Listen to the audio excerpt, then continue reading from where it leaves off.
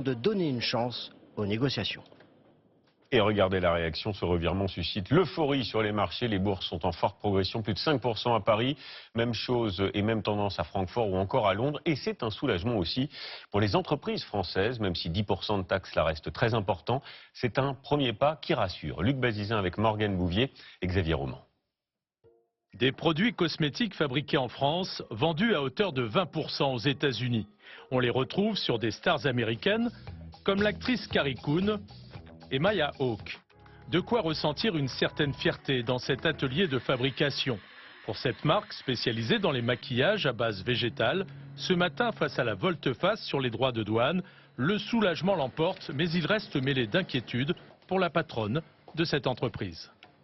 Ce revirement de situation de jour en jour est très compliqué à gérer pour des entrepreneurs français. Quand on entend des droits de douane à 25%, puis après 10%, puis finalement on fait une pause de 90 jours, puis finalement on repartira. Donc c'est un peu une machine infernale, un tourbillon. Il faut être flexible, il faut être robuste.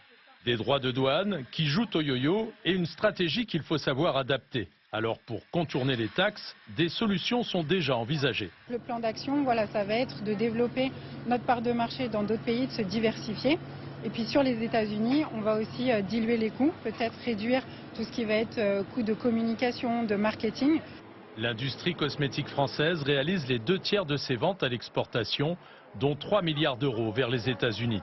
Ici à Chartres, on parle même de la Cosmetic Valley, premier exportateur mondial de maquillage et de parfums. Mais le délai de 3 mois sur les droits de douane n'est pas totalement rassurant.